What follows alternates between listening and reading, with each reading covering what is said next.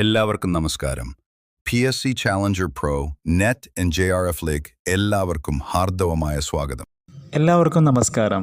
ഇന്ന് നമ്മൾ പഠിക്കാൻ വേണ്ടി പോകുന്നത് UGC നെറ്റ് ഹിസ്റ്ററി ജനുവരി 2025 പരീക്ഷയിലെ പ്രധാനപ്പെട്ട ചോദ്യങ്ങളാണ്. ഈ ചോദ്യങ്ങൾ പ്രധാനമായും historiography, historical method, historical sources, Indian historiography എന്നീ ഭാഗങ്ങളിൽ നിന്നുള്ളതാണ്. ഓരോ ചോദ്യത്തിനും ശരിയുത്തരം മാത്രമല്ല, എന്തുകൊണ്ടാണ് ആ ഉത്തരം ശരി എന്നും പഠിക്കാം. Question number 1. Which of the purposes is not served by footnotes used for history writing? Options. Option number 1. Indicating the exact reference for the statement made in the text. Option number 2. Explaining certain matter not mentioned or elaborated in the text. Option number 3. Empowering the reader questions the validity of the assertion through source. Option number 4. To create awareness about writer's approach and school of history. The correct answer is option 4. നമുക്കിനി ഈ ചോദ്യത്തിൻ്റെ explanation ഭാഗത്തിലേക്ക് വരാം. ഫുട് not എന്ന് പറയുന്നത് ചരിത്രകാരൻ തൻ്റെ main ടെക്സ്റ്റിൽ ഉപയോഗിച്ചിരിക്കുന്ന ഇൻഫർമേഷൻ്റെ സോഴ്സ് അഥവാ റെഫറൻസ് കാണിക്കുന്നതാണ്.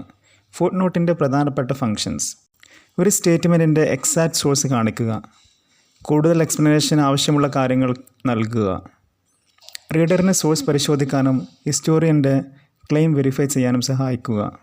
അങ്ങനെയാണെങ്കിലും writers approach and school of ഹിസ്റ്ററിനെ കുറിച്ച് അവയർനെസ് ഉണ്ടാക്കുക എന്നത് ഫുട് നോട്ടിൻ്റെ പ്രധാനപ്പെട്ട പർപ്പസ് അല്ല. Next question, match following. Thinker and concept. നമുക്ക് ഒരു സൈഡിൽ തിങ്കറും മറ്റേ സൈഡിൽ കോൺസെപ്റ്റും എന്താണെന്ന് നോക്കാം. Antonio Gramsci, Annales school, Derrida, dialectical materialism, Mark Bloch, concept of hegemony, Karl Marx, deconstruction and difference. ഇവിടെ കറക്റ്റ് മാച്ച് വരുന്നത് Gramsci hegemony, Derrida deconstruction and difference, Marc Bloch Annales school, Karl Marx dialectical materialism. അതുകൊണ്ട് തന്നെ correct answer option 4. Next question, arrange Indian historiographical trends from earliest to latest. A. Marxist phase. B. Indian nationalist historiography. C. Subaltern studies. D. Orientalist historiography. E. British imperialist historiography. Chronological order നോക്കുകയാണെങ്കിൽ നമുക്കിവിടെ ആദ്യമായി വരുന്നത് orientalist ഹിസ്റ്റോറിയോഗ്രഫിയാണ്. Early colonial പീരീഡാണ് ഈ ഒരു കാലഘട്ടം. British imperialist historiography second. Colonial interpretations of Indian history. മൂന്നാമത് വരുന്നത് ഇന്ത്യൻ നാഷണലിസ്റ്റ് ഹിസ്റ്റോറിയോഗ്രഫിയാണ്. Develop strongly as response to colonial interpretations. അടുത്തത് Marxist historiography. It is focusing on class, economic structure, material conditions etcetera.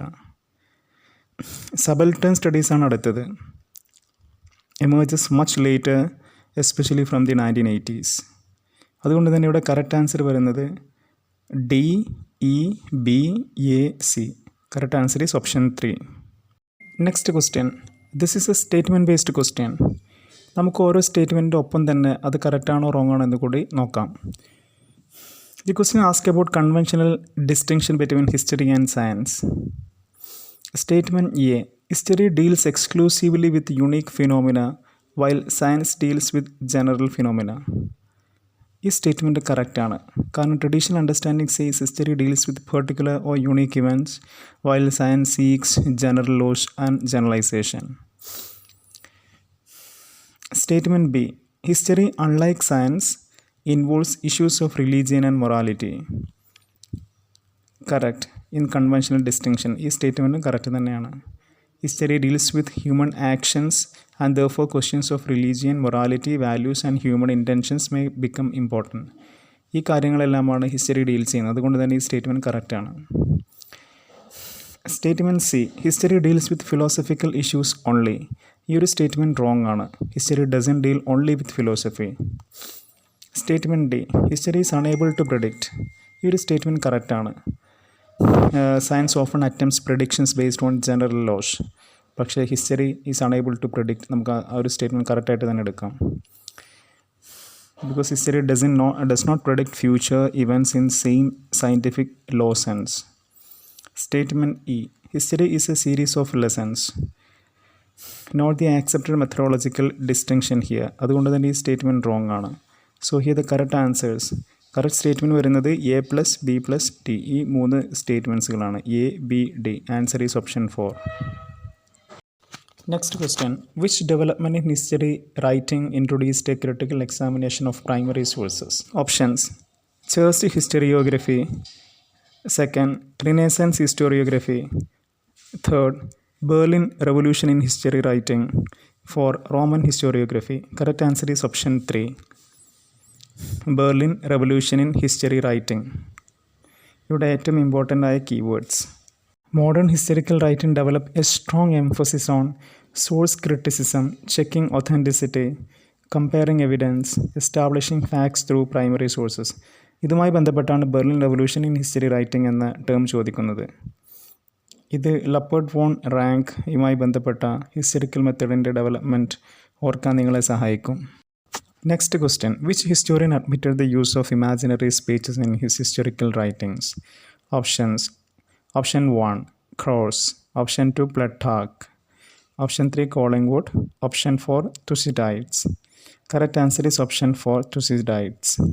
Greek historian Thucydides തൻ്റെ history of the Peloponnesian war എന്ന കൃതിയിൽ speeches ഉൾപ്പെടുത്തിയിട്ടുണ്ട്. അവിടെ speeches എല്ലാം word for word record transcripts ആയിരുന്നില്ല. Historical context അനുസരിച്ച് speeches reconstruct ചെയ്യുകയും അവതരിപ്പിക്കുകയും ചെയ്തിരുന്നു.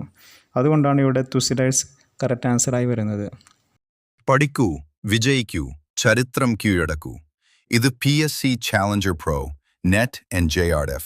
സബ്സ്ക്രൈബ് ചെയ്യൂ. അടുത്ത വീഡിയോയിൽ വീണ്ടും കാണാം.